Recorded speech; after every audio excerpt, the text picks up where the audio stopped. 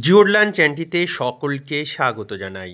প্রিয় বন্ধু ও শিক্ষার্থীরা, তোমরা ইতিমধ্যে জেনেছ 2024 সালের উচ্চ মাধ্যমিকের রেজাল্ট প্রকাশিত হবে আগামী 8ই মে দুপুর 1টার সময়।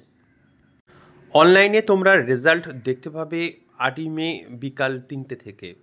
বিদ্যালয় থেকে মার্কশিট এবং সার্টিফিকেট সংগ্রহ করতে পারবে 10ই মে তারিখে। আশা করি সকলের রেজাল্ট খুব ভালো হবে।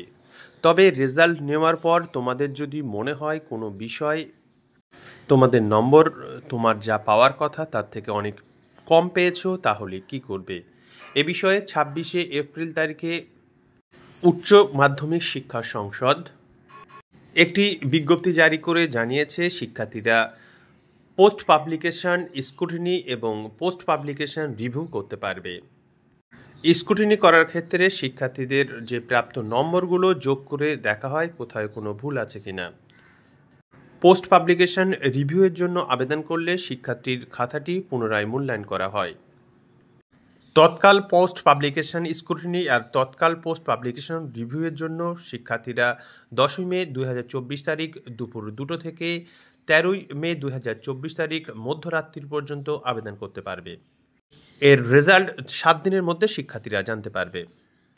অন্যদিকে সাধারণ পোস্ট পাবলিকেশন স্ক্রুটিনি এবং পোস্ট পাবলিকেশন রিভিউয়ের জন্য শিক্ষার্থীরা 10ই মে 2024 দুপুর 2টো থেকে 25শে মে 2024 মধ্যরাত্রি পর্যন্ত আবেদন করতে পারবে। এক্ষেত্রে রেজাল্ট আবেদন করার 1 মাসের মধ্যে পাওয়া যায়।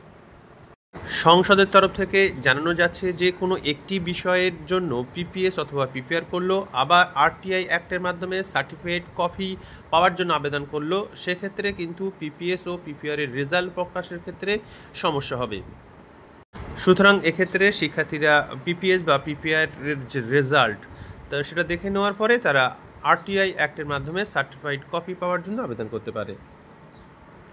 প্রিয় শিক্ষার্থীরা, আমরা এখন পোস্ট পাবলিকেশন স্ক্রুটিনি এবং পোস্ট পাবলিকেশন রিভিউয়ের 2024 সালের যে নিয়মগুলো রয়েছে সেগুলি বিস্তারিত দেখে নেব।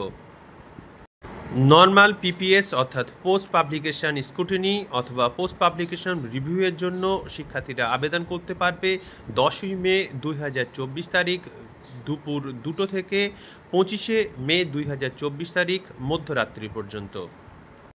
তৎকাল পোস্ট পাবলিকেশন স্ক্রুটিনি এবং তৎকাল পোস্ট পাবলিকেশন রিভিউয়ের জন্য শিক্ষার্থীরা আবেদন করতে পারবে 10ই মে 2024 তারিখ দুপুর 2টো থেকে 13ই মে 2024 তারিখ মধ্যরাত্রি পর্যন্ত।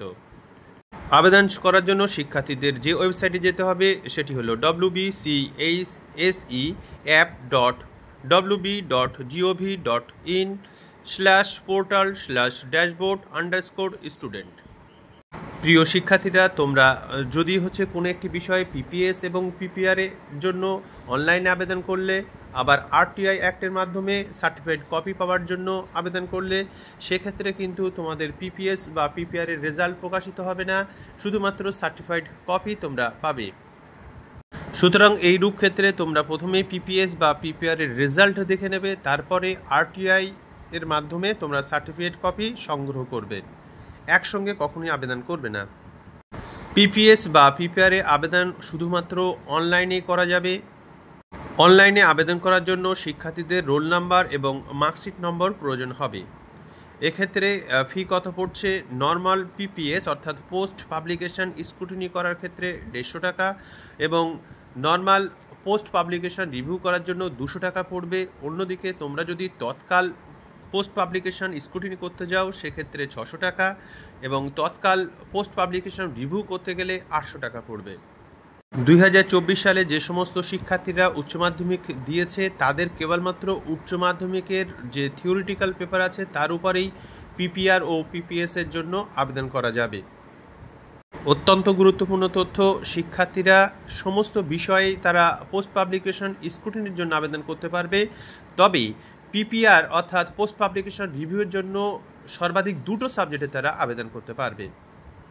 তবে একটি বিষয়ের ক্ষেত্রে একই সঙ্গে পোস্ট পাবলিকেশন রিভিউ বা পোস্ট পাবলিকেশন স্ক্রুটিনি দুটোর ক্ষেত্রে আবেদন করা যাবে না, যে কোনো একটি ক্ষেত্রে আবেদন করা যাবে।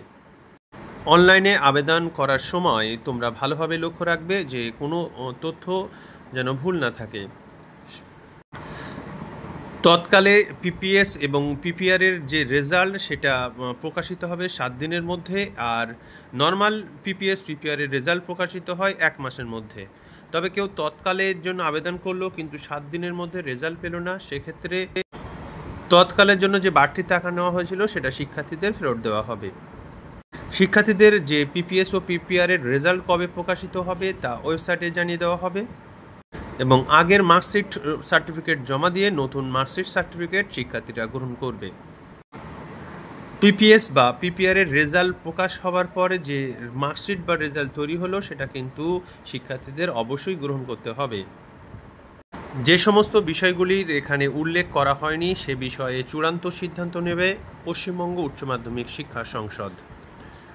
এবারে আমরা দেখে নেব কিভাবে তোমরা আবেদন করবে। প্রথমেই wbchsc.wb.gov.in/ এই ওয়েবসাইটে প্রবেশ করবে। এরপরে স্টুডেন্টস লগ ইনে ক্লিক করবে। স্টুডেন্টস লগ ইনে ক্লিক করার পরেই তোমাদের অ্যাকাউন্ট অপশান আসবে। স্টুডেন্টস ড্যাশবোর্ডের ওখানে যে দেখবে সাইন আপ আর সাইন ইন, তোমরা সাইন আপের উপর এবারে তোমাদের কাছ থেকে কিছু তথ্য চাওয়া হবে। প্রথমে তোমাদের প্রতিষ্ঠানের নাম, তোমার নাম, রেজিস্ট্রেশন নাম্বার, তোমাদের ইনস্টিটিউশনের যে কোড নাম্বার এবং মোবাইল নাম্বার দিতে হবে। ইনস্টিটিউশন কোড তোমাদের মার্কশিটের বাঁ দিকের উপরে দেওয়া থাকবে। একটি মোবাইল নাম্বার চাওয়া হবে যেখানে ওটিপি আসবে রেজিস্ট্রেশনের জন্য। রেজিস্ট্রেশন করা হয়ে যাওয়ার পরে তোমাদের পিপিএস অথবা পিপিআর যে অ্যাপ্লিকেশন লেখা আছে তার উপরে ক্লিক করতে হবে, অর্থাৎ পিপিএস পিপিআর ট্যাবের উপর ক্লিক করতে হবে। এবারে তোমাদের কাছ থেকে রোল নাম্বার আর মার্কশিট নাম্বার চাওয়া হবে। রোল নাম্বার তোমরা জানো, মার্কশিট নাম্বার কোথায় থাকে, তোমাদের যে মার্কশিট দেওয়া হবে মার্কশিটের উপরে বাম পাশে থাকবে ইনস্টিটিউশন কোড, তার পাশে থাকবে মার্কশিট নাম্বার। এবারে তোমাদের সামনে তোমাদের 6টি বিষয়ের প্রাপ্ত নম্বর এবং কোন বিষয়ে তোমরা পিপিএস বা পিপি সেগুলো চিহ্নিত করতে হবে।